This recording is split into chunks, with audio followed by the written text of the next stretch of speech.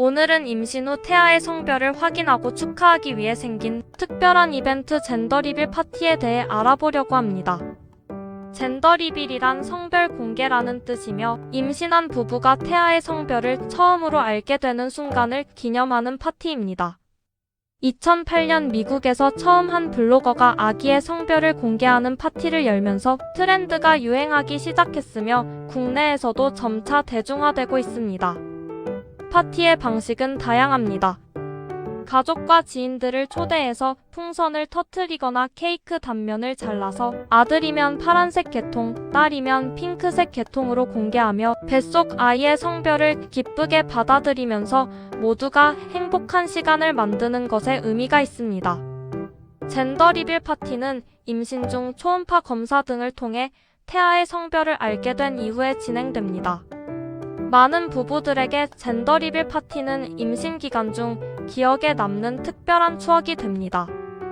앞서 설명드렸던 바와 같이 미국을 비롯한 여러 나라에서 유행하면서 문화적 트렌드로 자리 잡았으며 한국에서도 젠더 리빌 파티를 하는 경우가 점점 늘어나고 있으며 파티의 방식도 다양해지고 있습니다.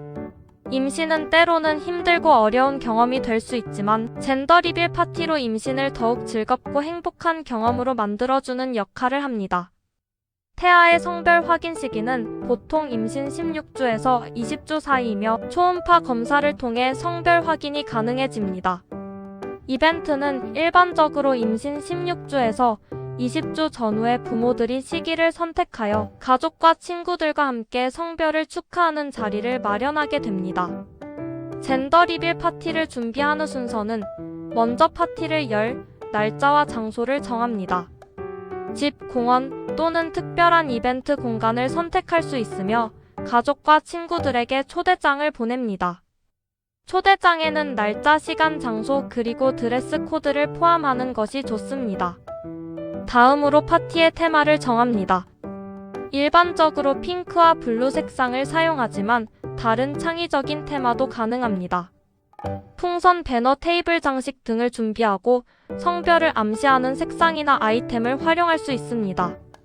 그리고 성별을 드러내는 케이크와 간식, 음료 등을 준비하고 성별을 어떻게 공개할지 결정합니다.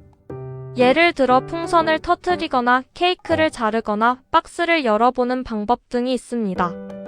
특별한 순간을 기록하기 위해 사진사나 친구에게 촬영을 부탁하고 손님들에게 작은 기념품을 준비하여 감사의 마음을 전하면 더욱 좋습니다. 젠더 리빌 파티는 태아의 성별을 공개하고 축하하는 것에 중점을 둡니다. 일반적인 베이비 샤워는 출산이 임박했을 때 산모와 아기를 축하하고 곧 태어날 아기에게 필요한 물품을 선물하는 것에 중점을 둡니다. 젠더 리빌은 보통 임신 16주에서 20주 사이에 진행되지만 베이비 샤워는 보통 임신 30주 이후 출산 직전에 진행됩니다. 젠더 리빌은 성별에 따라 핑크나 블루 같은 색상을 사용하여 이벤트를 진행하고 베이비 샤워는 아기용품이나 일반적인 파티 장식을 사용합니다. 하지만 파티를 위한 장소 대여, 음식 준비, 장식 등 파티 준비에 많은 돈이 들 수 있어서 이벤트를 준비하는 데 드는 비용이 부담스러울 수 있으며 과도한 소비로 이어질 수 있다는 지적이 있습니다. 파티를 준비하는 데에는 시간과 노력이 필요해 부부의 일상생활에 부담을 줄 수 있으며 스트레스를 유발할 수도 있습니다.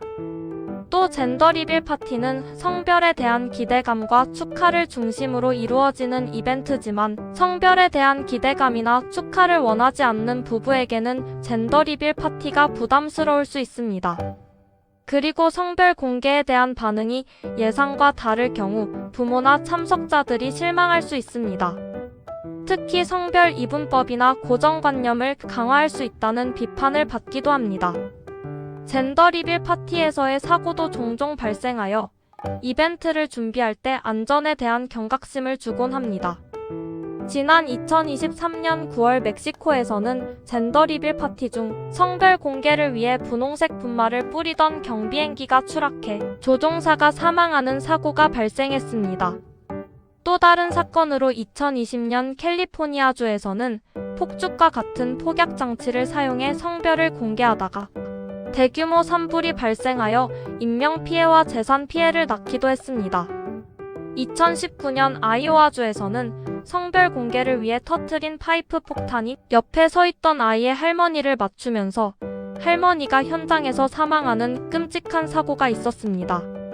이런 사례들을 보면 성별 공개 이벤트의 방식이 안전하고 환경에 해가 되지 않도록 신중하게 선택하는 것이 매우 중요함을 알 수 있습니다. 젠더 리빌 파티를 처음 시작한 블로거는 시간이 흐르며 자신의 딸이 성별 고정관념에서 벗어나 자유롭게 성장하기를 바라는 마음에서 자신이 시작한 젠더 리빌 파티 문화에 대해 후회하는 입장을 밝히기도 했습니다. 성별은 태어난 아기가 자라면서 스스로 발견하고 정체화해 나갈 수 있는 부분이므로 태어나기도 전에 성별을 너무 강조하고 축하하는 것이 옳은지에 대한 논의가 계속되고 있습니다. 일부 전문가들은 젠더 리빌 파티가 성별 이분법과 관련된 성고정관념을 강화하고 성소수자나 인터섹스인 사람들에게는 부담이 될 수 있다고 지적합니다. 베이비 샤워가 주로 아기용품에 중점을 둔다면 젠더 리빌 파티는 태아의 성별에 중점을 두기 때문에 젠더 관련하여 논란이 더 심합니다. 성별 공개 파티를 통해 성고정관념을 강화하는 것이 아니냐는 비판적인 시각도 존재합니다.